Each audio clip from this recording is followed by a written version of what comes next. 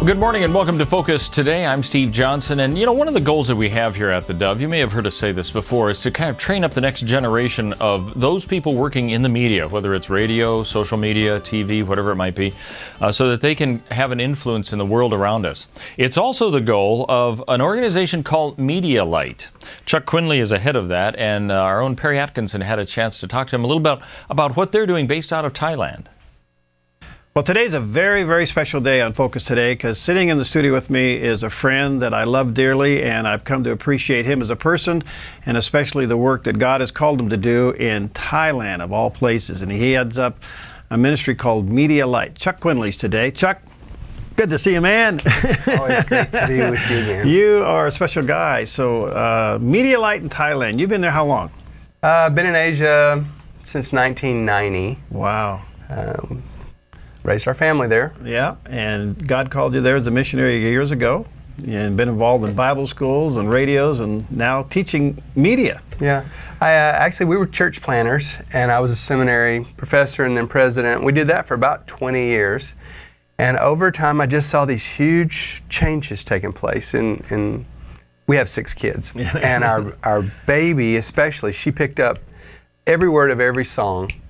It was just in her mind, and without her trying to memorize it. We didn't want her memorizing it, but it was like, and I realized, wow, this is powerful stuff. Yeah. And I couldn't find that many places where good media training was being offered, especially in a mission situation. So about 7 years ago, we just changed everything, and I went back to college myself and went to media school, and we moved away from pastoring and from seminary work, and now we're media missionaries. All right. Now, you have a very unique model. You have students coming in from all over the world, and you get to know them personally, and then you train them media. What's the game plan? What's the business model here? Okay, we have a center in northern Thailand in a city called Chiang Rai. We're about 30 miles from Burma, 30 miles from Laos, about 100 miles from China. It's a very strategic, golden triangle, is what they call it. Right. And students will come and they'll live in that center for 10 weeks.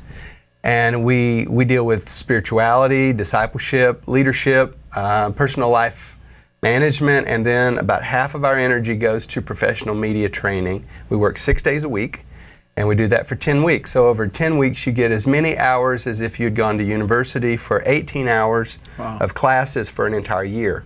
And we log the same amount of face time with them. All right, so what are you teaching them? On the personal side, we do some diagnostic work. Like we'll do their personality testing, and we'll have them go back through their family history about, what is their family about anyway, and what's their role in that story, and how does God use them normally in life. That can be quite emotional. It is, and that's usually the beginning of it. People send us their organizations will often send us their people that they hope could establish a media program for them, and they see them as talent, and then when we get them, we see them more like people, and we start talking about this stuff, and they get very emotional, and they usually start with, I've never told anyone this before. Wow. And then I know this is good. God's going to do some work. He's going to heal them, because what we don't want is that they have all this personal, undealt with stuff, and they drag it into their ministry, and they're like walking wounded. Wow. And we just want to be a healing place, but while they are healing, we want them to pick up the media skills that they need for professional video production. All right, so a lot of these students never looked in the right end of a camera before, and so it's really foreign to them, right? That's a real challenge. Really? Because we teach everything from camera to editing to script writing to producing and directing, and we make them get in teams of 4, and they transition roles as they do a project every week.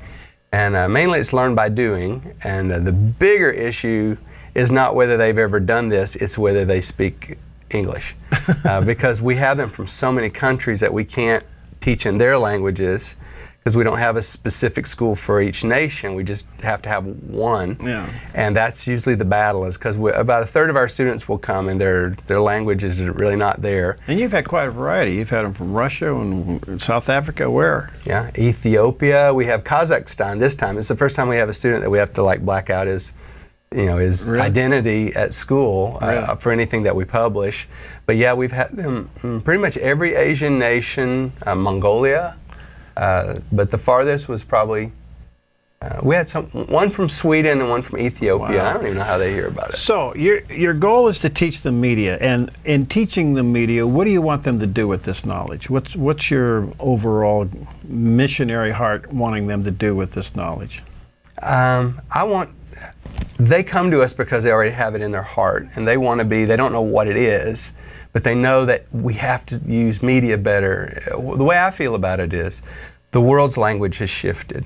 Before, the early church was able to go anywhere in the known world and deliver the gospel powerfully because the whole world spoke Koine Greek, and so did we. Yeah. And now it's like, if we went to the whole world and we had our chance to give them the word from God, and we spoke in Koine Greek because it worked before, and the word would be fruitless, and it's not the problem of the word, we don't speak the right language. And today the language is media, and we don't have to sell people on that. Young people are receiving media in different forms for about 10 hours a day, and so we're just trying to get some people within especially the countries that have 1% Christianity, where they are the most persecuted. If anybody knows how to use media, those countries have to. Right. So we're trying to give them some media specialists who can share that knowledge with their own people.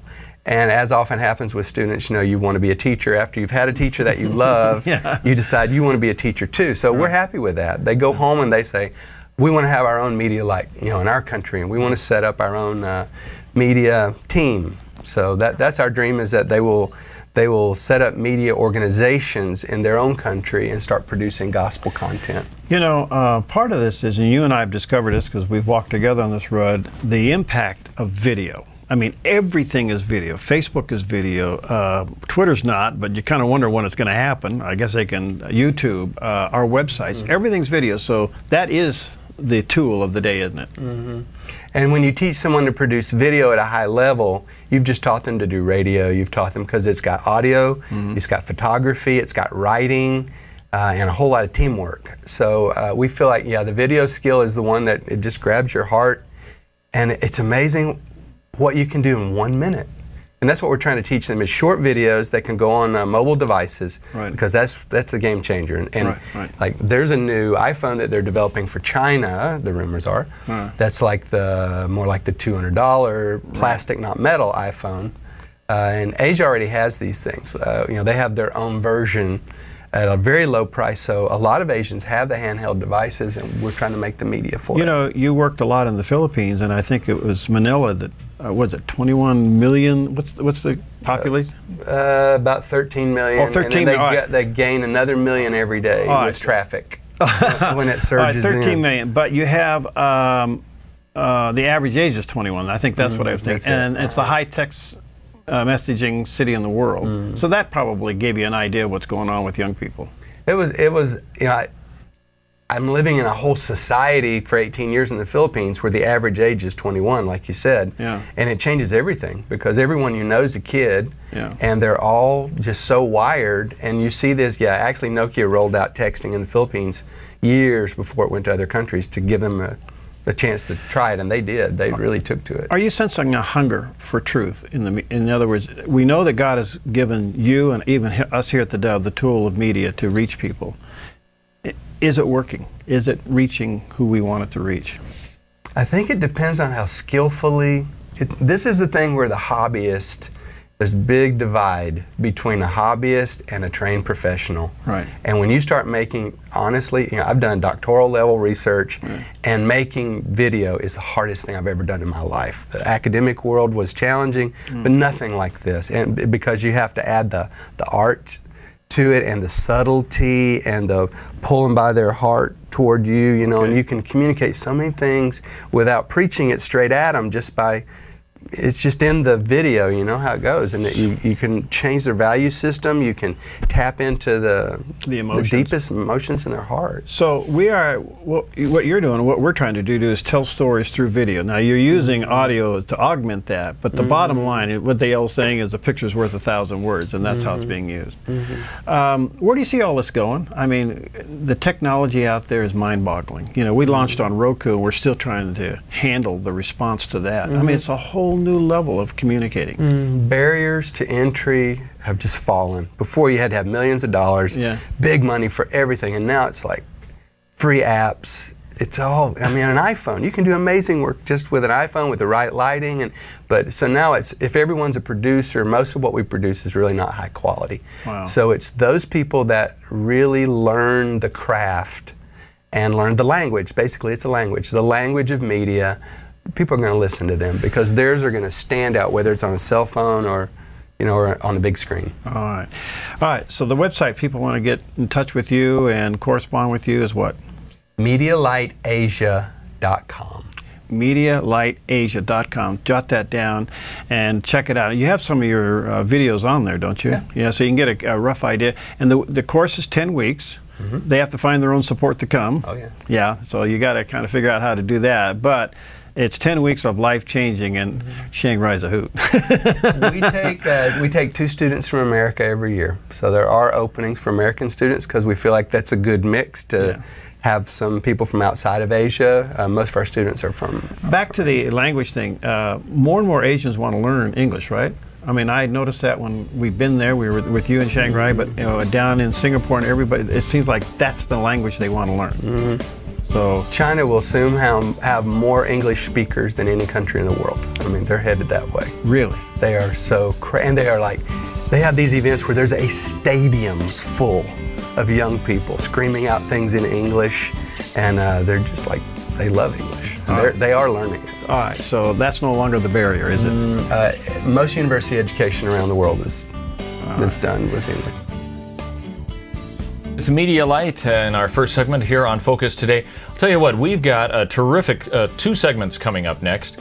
I don't know if you knew this, but this is Breast Cancer Awareness Month.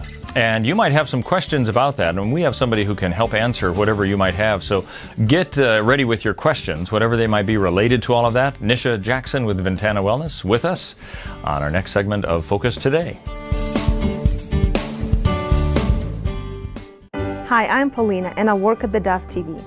Did you know that when you support theDove TV, you have a profound impact, not only in our community, but around the world? It's your continued support that takes the inspiration and hope in the programs we produce and makes them available to the thousands of people who are watching these videos online every week. Help bring encouragement and hope to our valley and beyond by making a secure online donation today at our website, thedove.us.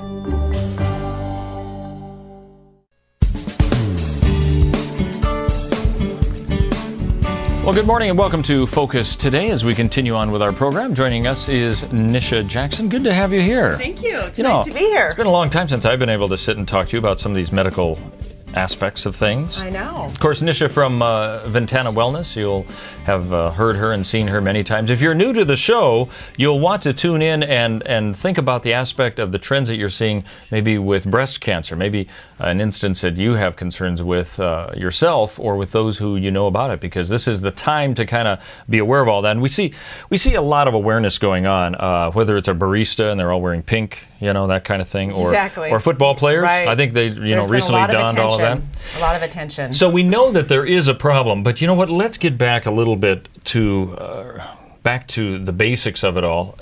If we take the word breast cancer, it sounds like you have cancer in your breast, but there are so many more complications because of that, right? Exactly. It makes it a unique deal to...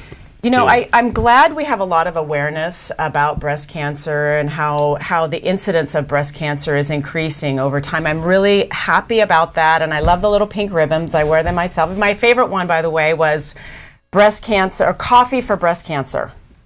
You know, I like that one too. That works for me. I have no idea how that works, but I like it. I seem to go through the coffee stand several times that day. Anyway, side note, coffee. I do want to talk about how coffee actually reduces your risk of breast cancer. I try to always bring up the positives about coffee. Anyway. I like you more all the time. I am excited about the fact that we do have more attention, towards breast cancer. But one thing I don't think we have enough attention towards is the prevention of breast cancer. So I really want to talk about that today, because there are some things that we can do to reduce our risk of breast cancer significantly. So those are the things we should be focusing on, rather than focusing on the fear of breast cancer, which I think we do too often. We focus on, oh, my friends are getting diagnosed, more and more, as I get older, more and more people are being diagnosed, which is true. As you get older, you know more people that are being diagnosed, because the people around you are getting older too. So we do know that the risk goes up with age. And the average age of breast cancer for a woman today is 62. So we are seeing it younger, and we are seeing the prevalence of breast cancer going up. In 1965, 1 out of 20 women were diagnosed with breast cancer. Now it's 1 in 7. So obviously that's a huge increase in breast cancer incidence. Is it because of the environment, the world in which we live, that is causing this? And this gets into your prevention aspect of it. Because I think tell me if I'm right, because you're the doctor who patients come in. I think for some people will be proactive and get tested and all the rest. Other people will be somewhat out of sight, out of mind, and then they get it, and now they have no base of knowledge to say, how could I have prevented it, and what should I do? So I'm glad you want to talk about that whole prevention thing. Yes. Do you want to get into some of those things right now? Yes, absolutely. I think the prevention is important, and we want to make sure we have time to take calls today, because there's so much concern and so much confusion around hormones and around what foods you could be eating and what are the things that reduce your risk the most. So I'll address as many as I can today, but I want to make sure we take calls too. All right. And let me, before we get into that aspect, let me give the number, 776-5368, and you'll be able to talk to Nisha Jackson from Ventana Wellness about that issue, since this is every day really should be an awareness of breast cancer, but this is the month for all of that. So we want to take your call, 776-5368. Tell us some of the stuff that we may not know about concerning prevention that we need to know. Yes. So one of the things that I think is important to talk about is that breast cancer is the leading cause of death for women between the ages of 40 and 55. So my goal for women is to start much earlier than that in preparing their body to prevent all types of cancers, but specifically breast cancer. So one of those things that I like to try to take the focus off of and put the focus more on is take the focus off of the hormones and put the focus more on lifestyle changes, what you can do with your lifestyle. Because I think that hormones, if they're balanced, and I've lectured pretty extensively across the United States on how hormones can actually protect you against breast cancer. And so much of the information that's out there now is really poor information about hormones actually increasing the risk of breast cancer. So I want to make sure we start out with that and talk about some of the initial studies that were done, not initial studies, but the most recent studies that have been done in 2001 and 2002 that showed an increased risk with the use of synthetic hormones. So whenever you read about bioidentical or natural hormones versus synthetic hormones, there's a very huge difference between the two of them. The synthetic hormones typically do not match the molecular structure of your own body's hormones. Therefore, they have side effects associated with them. The bioidentical hormones have not shown the same risk of breast cancer as the synthetic non-bioidentical hormones. So that's the first take-home message is if you're going to use hormones for menopause or for any reason, you need to make sure that the hormones are tested and that you get what you personally need for balance, rather than just getting a standard prescription of estrogen. Because one thing we don't want to do in medicine for women today is we don't want to give women the same dose. Every woman needs an individualized dose and an individualized plan, because that's really where the risk factor is giving a woman too much estrogen and not enough progesterone, which quiets the breasts. It downregulates breast receptor sites. So that's very important. The other research that I want to make sure I expose today is that testosterone reduces the risk of breast cancer. So adding testosterone in, as a woman ages, her testosterone level goes down. Women actually don't need a lot of testosterone, not nearly as much as men, about 1/100th or 200ths of the level of men. So not very much, but testosterone is breast cancer protective. It's also excellent for your bones and your heart. So again, it's all about the balance of those hormones and matching what that woman actually needs. So I want to start out by saying that because there is so much confusion about when you say hormones cause breast cancer. There was a synthetic non-bioidentical hormone that did show an increased risk of breast cancer, but we've not seen that when hormones are balanced using bioidentical hormones. So that's the most important thing. The other thing, the easy things to do for breast cancer prevention, really easy things to do, is optimizing your vitamin D. There have been multiple studies that have shown that optimizing vitamin D lowers the risk of breast cancer. Now, is that the D3 you talk about? That's the D3. Okay. Most people are not taking enough vitamin D. Most people are taking 1,000 international units, and that typically is not enough to keep the level optimized for most people. Okay. So testing is important. It does help us get the woman or the man into the ideal optimal range for vitamin D. Interestingly enough, it's very helpful for prevention of prostate cancer too for men. So for women, it's breast cancer and other types of cancer, but vitamin D is very important. The other thing that has shown some importance is fish oil, vitamin A, and fish oil. You have to take enough fish oil. Some people just take one little tiny fish oil capsule a day, and they think they're getting all the benefits for the mood and the brain and the breast or the other types of cancer. But you need to take much more than that. You need to take at least 2,000 milligrams of fish oil a day, and that's usually about 2 to 4 capsules a day. Yeah, I was going to say, I think I see most of them with like 500 milligrams. And so you say 2,000. 2,000 minimum a day of fish oil. So, you know, most of these studies were done on larger doses of these supplements, but again, then when it comes out to the public and you see the headlines, fish oil reduces your risk of breast cancer or depression or whatever it might be, dementia, they don't really always explain how much that was in the study. So I want to clear that up, that it is a minimum of 2,000 milligrams of fish oil. Okay, let me just, we're on a roll here. This is all very helpful information. You might have some questions as well. You can call us right now to talk to Nisha Jackson at 776-5368. Of course, that's area code 541-776-5368. And give us a call right now. I want to back up a little bit. You said that a lot of times that people will have some non-biotic hormone therapy that they might get. Do you have to ask your doctor to make sure that you're getting the kind? Do they default to this? I don't know what is it, a cheaper version? Well, I think because the pharmaceutical industry is so strong in the United States that there's so much more education about synthetic non-bioidentical hormones than there is the bioidentical hormones. Bioidentical meaning it's the same as what your body produces. When you put the molecular structure up against each other, it's exactly the same, which is what you want. So some physicians have become educated in that area and many have not. So I would suggest that if you're interested in taking hormones and you need to take hormones for menopause or PMS or whatever the problem might be, chronic pain, depression, insomnia, that you seek out somebody who really understands the bioidentical hormone use, because that's so important to get exactly what you need and to make sure that somebody is fine-tuning it to get you into the optimal safety range. The safety range is important. So vitamin A, one thing I want to talk about is so many people have been sort of fat conscious for so many years as far as not getting too much fat in their diet. But vitamin A has been shown to be very breast cancer protective. So vitamin A can be picked up in egg yolks. But a lot of people are not eating the egg yolks today. Almost all the nutrition is actually in the yolk of the egg. So if you're dumping your yolks, you're really not doing yourself much of a service, because most of the nutrition is in the yolk, but the protein is in the white. So I would suggest eating the whole egg. Just as it was intended to be, yeah, I suppose. Exactly. So don't break things up too much. Don't mess with Mother Nature too much.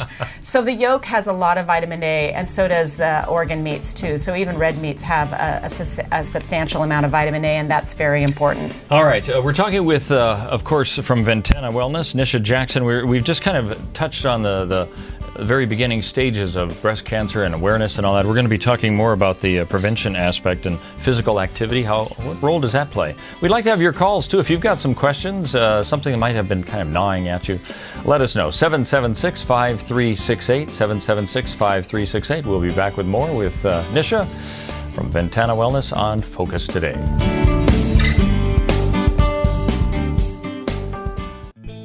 Hi, I'm Daniel and I work at theDove TV. You know, compared to Portland, Seattle, and LA, Medford might be considered a small market, But at the Dove, we're excited about the opportunity to make a big impact right here in our community. And you help make that happen. Did you know that more than 90% of our income comes from people like you?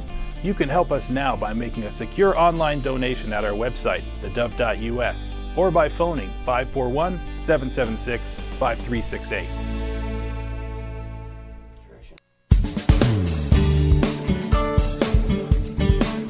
Welcome back to Focus Today. Steve Johnson here with you, along with Nisha Jackson from Ventana Wellness. This is Breast Cancer Awareness Month, and it's the last day of it all, and we are giving it as much attention as we can.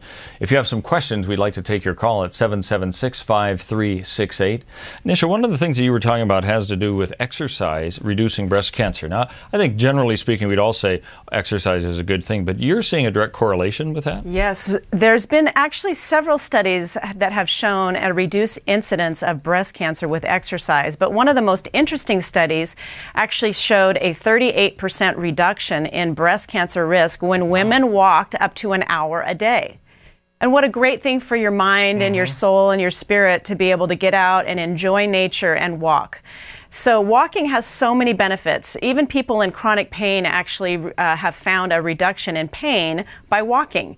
So breast cancer is significantly reduced with 1 hour of walking every day of the week. And it's cheaper than having a health club membership. It is very cheap, anywhere. and it's so wonderful in our area too, because we can walk so many days of the year. All right, 776-5368, the number that you can call, just as Alma has done. She joins us on the air. Good morning, Alma. You've got a question about vitamin D3, it sounds like. Yes, I do. Right now, I am taking vitamin D3, 5,000 IUs. Is that too much? No, not typically. I would say the majority of my patients are actually taking 5,000 international units a day. Okay. So make sure that it's a good brand, that it's standardized, that it's GMP certified. GMP certified is very important on all of your supplements so that you know that those are going through some standardization process, that you know that what it says you're getting is actually what you're getting. You know what? You just answered my second question. Oh, good. Because, you know, that's what I was going to ask. What is the difference? Now, this is a Nature's Bounty.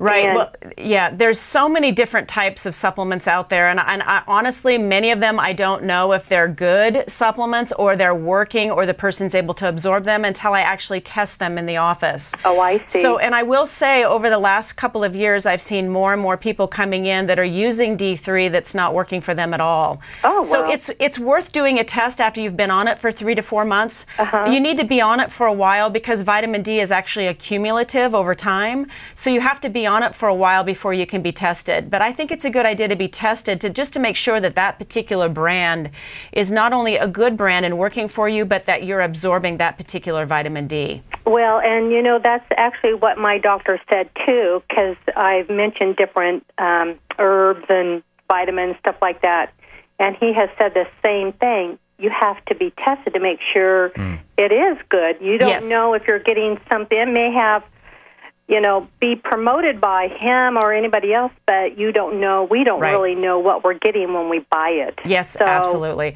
There are a few vitamin Ds. We have one in our office that is literally across the board works for people. So there are some vitamin Ds out there that are very, very good, that work for literally everybody. But there are some that don't work at all. I won't mention any of those brands on the air, but there are some that really aren't worth your time at all. So I do think it's important to do a spot test and find out where you're at. Okay, very good. Yeah, you answered what I've always been wondering. Okay, good. Thank you for calling. Well, thank you. Thanks, Alma. Appreciate it. Have a great day. Now, you had mentioned that it has to have some sort of testing. You said GNP? Is that GMP right? certified, good manufacturing practices. GM is in GM. man. Yeah, Okay. Good manufacturing practice is what that stands for. And the FDA is trying to get more supplement companies to go towards GMP certified. And I think at some point, the manufacturers that are not GMP certified, which means that they have to do testing and analyses on their supplements to make sure that what they're claiming is in those supplements is actually in those supplements. Yeah. So the FDA is trying to get more manufacturers to go towards that. And I think it's a good idea because there's some real garbage out there. Wow. All right, and that's why it's good to work with your doctor on all of this, because once Yes. you do the testing, you find out if it's actually whatever you had Right. is working for you. Right. Yeah. And a lot of the healthcare practitioners out there that really understand nutraceuticals and supplements, most of them, they know what supplements are good and which ones aren't. So it is helpful to talk to somebody who has experience in that area. All right, so you've said that if women walk, is it an hour a day? You said the percentage is reduced 38%, is that what you said? Yes, for breast cancer. For breast cancer. Yes, they looked at breast cancer risk. But the thing is that it's preventative. And again, this is one of those things that I believe really sets you on what I'm going to call the anti-inflammatory track. Because a lot of people now understand what inflammation is, because it's kind of the new buzzword in medicine, inflammation is. But inflammation itself doesn't cause breast cancer, but it's the pathway that takes you down the road for many types of cancer. So I think the name of the game here, Steve, is to try to avoid the inflammatory process internally. And that has so many health benefits to it. Not only do you have more energy, you have less cravings. Typically, you gain less weight with age. You have less body pain. All of these, cholesterol's lower. All of these things get better, but the main thing here that we're talking about is not putting you on the inflammatory path towards cancer. Because we know that all cancers actually increase or develop over time when the body is in an inflammatory state. So I think the name of the game here is teaching people how to get their body into an anti-inflammatory state. And one of those ways is exercise every day, because it reduces body inflammation. All right, well, let's talk about diet. I mean, we all know we need to eat healthier. What have you found is the key to having a healthy diet for all of this? So you want to give your body lots of colorful vegetables, because vegetables are actually anti-inflammatory. Also, they're very high in fiber, so they're excellent for the metabolization of estrogen. We know that even as much as 10 grams of fiber a day, adding 10 grams of fiber a day, or making sure you're counting your fiber to know how much vegetables you need to eat to get 10 grams, or taking a fiber supplement, or just eating more foods that are high in fiber. 10 grams minimum, I think you should have 20, but 10 grams minimum has been shown in research to reduce the risk of breast cancer. Because what it does is it speeds up the metabolization of estrogen. So it helps your body eliminate any excessive estrogen. Now that goes into a whole nother topic, which is how are we getting so much estrogen? Well, we're getting estrogen from the foods that we're eating. Meats and dairy products actually have hormones injected into these animals, and then we eat them. So if we're not eating organic dairy products, drinking organic dairy products, or eating organic dairy products, or organic meats, then we're probably getting too much estrogen exposure. Also, all of the plastics and the pesticides and the herbicides will often mimic an estrogen in your body called xenohormone, which is very similar to estrogen. And so again, it's too much of that estrogen exposure over time. One thing that we talked about before we came on the air, you and I were talking about the incidence of breast cancer for men. Yeah, right. And for every 100 women that are diagnosed with breast cancer, 1 man will be diagnosed. So obviously the incidence is much lower. But one of the key factors that we've seen for men in research is any man that is exposed to petroleum products, whether it be gasoline, diesel, typically mechanics that are coming in contact, especially physical contact with petroleum products, has a substantially increased risk of breast cancer. Their risk of other cancers is also increased. But again, that all goes back to protecting your body from chemicals and toxins that you shouldn't be coming in contact with. Yeah. So, and it's not really easy to do, but it's something we should be aware of. All right, number is 776-5368 to call to talk to Nisha Jackson from Ventana Wellness, and Kathy has done exactly that. Welcome to the show, Kathy. You have a question about a colitis condition and breast cancer. What is that? Well, yeah, I've been fighting inflammatory colitis that was diagnosed with colonoscopy after every other test you can think of for almost 3 years. And when I try to eat the right vegetables and fruits and so forth, and the more raw, the better nutrition, usually, the worse the colitis. So I wonder if you have any suggestions, because, of course, I want to avoid breast cancer and anything else. But I've had a serious problem with this, and I can eat fast food with no problem. It digests fine, but the really good stuff I have trouble with. Right. One of the things you may want to think about, and you might have already tried this because it doesn't work for everybody, but actually thinking about green juicing. Have you done any juicing at all? Not really. Okay, so the difference between just eating a bunch of colorful vegetables, especially green vegetables, and juicing is that juicing is almost like IV nutrition. Your body doesn't really have to do much at all to break down those foods for absorption of wonderful nutrients and vitamins and antioxidants. So you may want to think about taking green vegetables, so that would be like parsley and kale and other types of green vegetables, and just starting with a small amount and juicing every day and drinking at least 4 ounces of that, so that you're getting all of the wonderful vitamins, minerals, nutrients, and antioxidants, but your body's not having to work too hard to break them all down, which would probably aggravate the colitis. So that may be one thing that you can do. There are other green drinks that you can get that you can actually add to a protein drink in the morning to ensure that you're getting all of the nutrients that you need without your body having to break it down.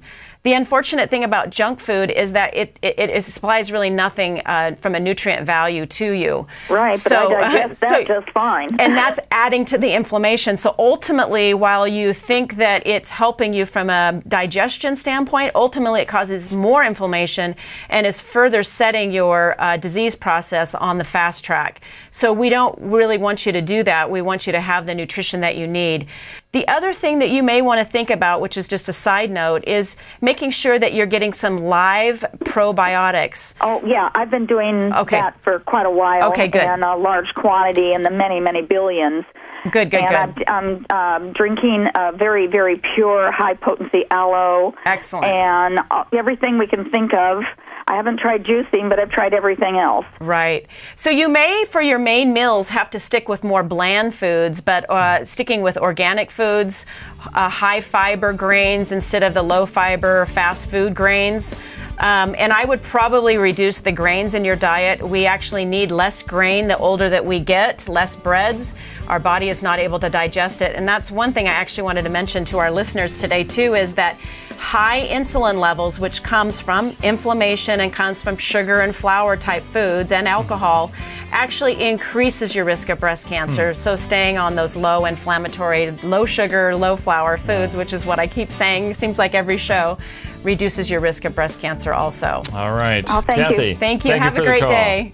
All right, and thank you, Nisha, for being with us, of course, with from Ventana Wellness on Focus Today. If they want more information, how do they get in touch with you? What's the best way? You can call 773-9772. Okay. Or you can go to ventanawellness.com. That's VENTANA wellness.com. And you can send me an email from there, too, if you just have a question. All right, thanks. Tell your friends. Of course, we'll be repeating Focus Today as well. Thanks for being with us. You're welcome. Hi, I'm Paula, and I work at theDove TV. Every day we get letters and emails from people who've been encouraged, blessed, and challenged by the programs on theDove TV. But we couldn't do it without you. Did you know that more than 90% of our income comes from people like you? You can help us continue to bring inspiration and hope to our community by making a secure online donation at our website, thedove.us, or call us at 541-776-5368.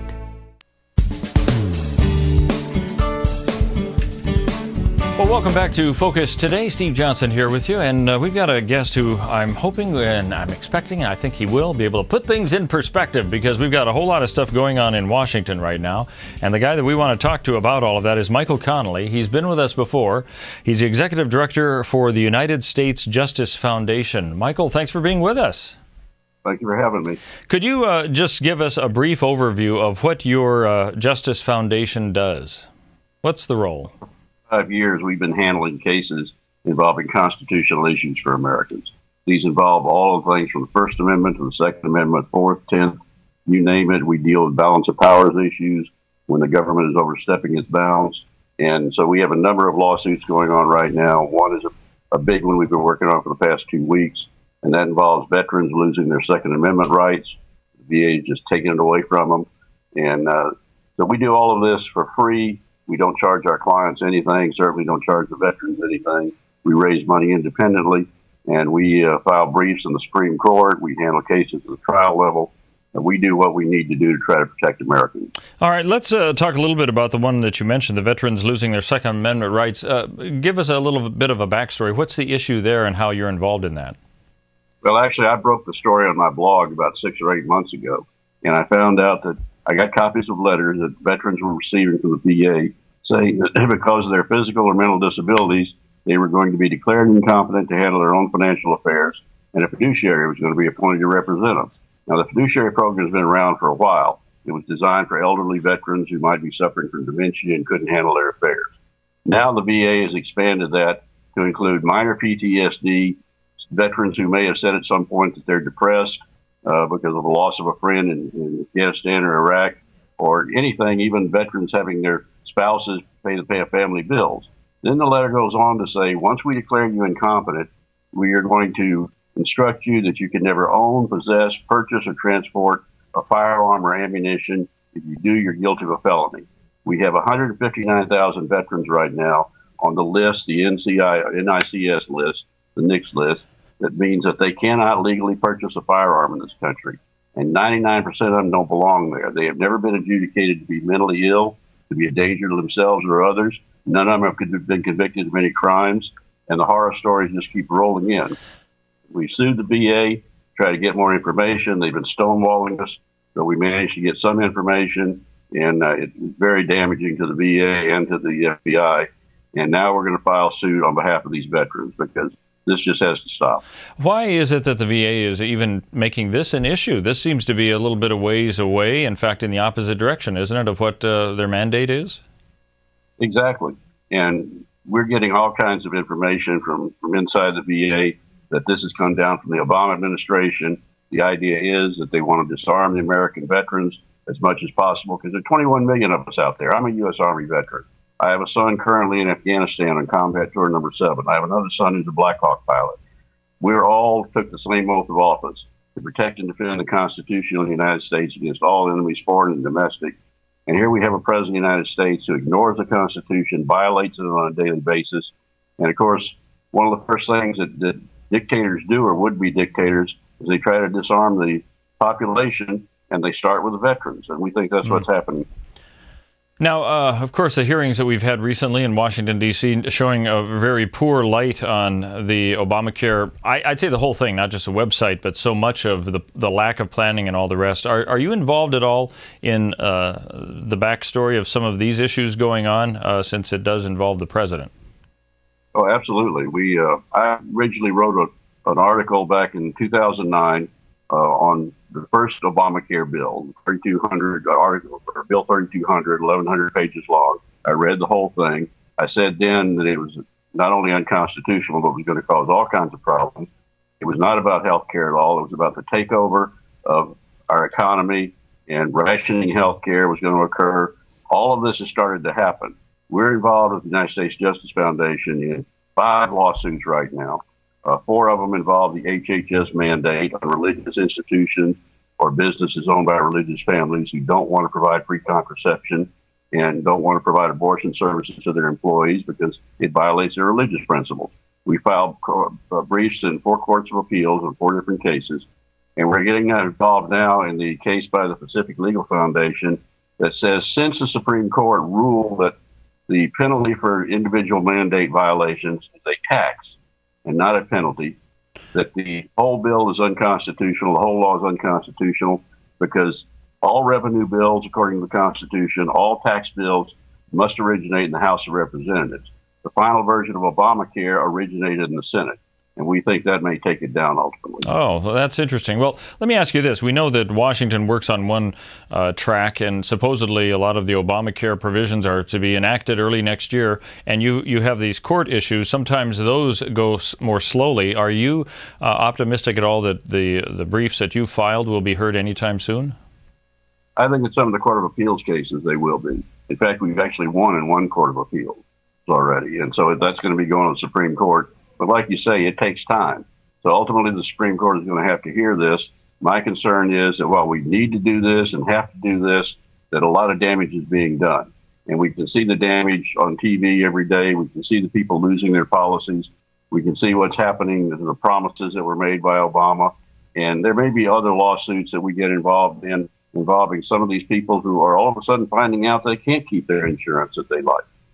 I think that when we have Democrats and Republicans, it's too easy to say, okay, this is a political problem that needs to be resolved. But you're looking at it from a legal standpoint, saying this is really against the Constitution. Is Congress at all doing anything, and I mean Democrats or Republicans at all, to resolve the issues that you have filed on, or are they working on another plane? Well, they're working on various levels. The Republicans in Congress have been trying to defund Obamacare, trying to repeal it. That's not going to happen as long as the Democrats control the Senate, as long as Obama's in the White House. So from the constitutional aspect of it, no one has really stepped forward in Congress and filed suit on this on behalf of their constituents. Somebody probably should, but in the meantime, we're going to take the bull by the horns, and we're going to represent the people out there that need to be represented. If a lawsuit was filed by, let's say, a congressperson, you say that would help your case, perhaps?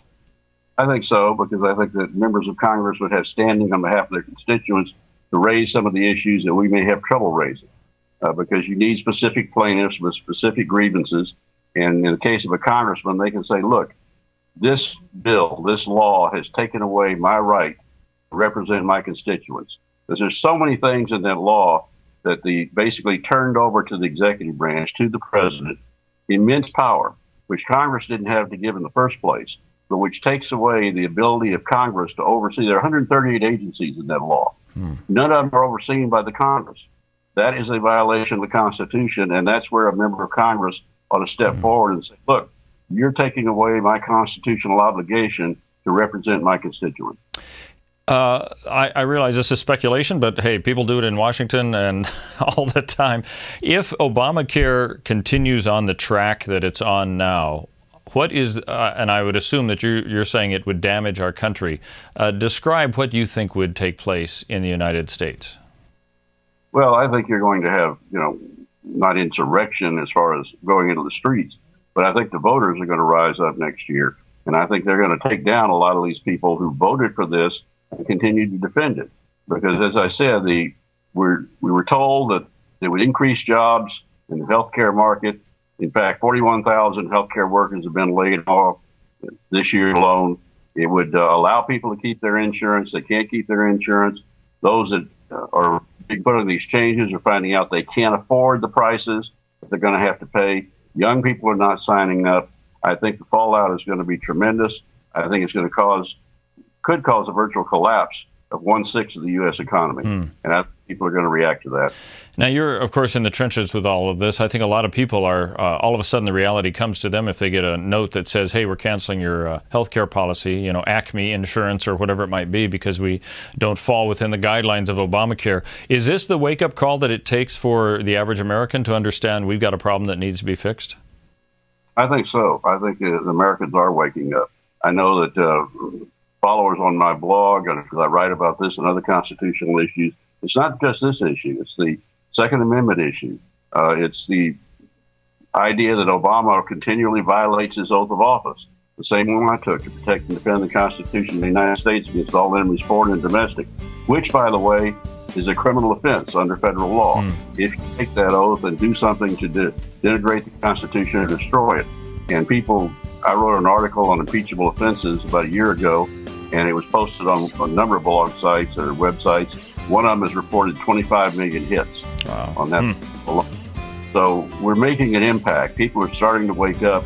Just the volume of emails and phone calls I deal with the U.S. Justice Foundation on a daily basis indicates that people are getting very concerned. Okay, we've only got a few seconds. Give us the address, how they can follow you and your progress on these levels.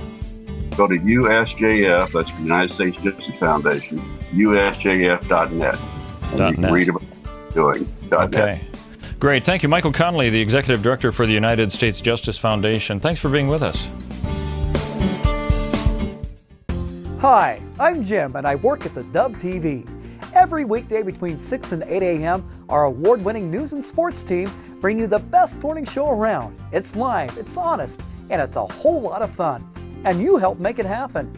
Did you know that more than 90% of our income comes from people like you? You can help us continue to air local programs that share your voice by making a secure online donation at our website, theDove.us.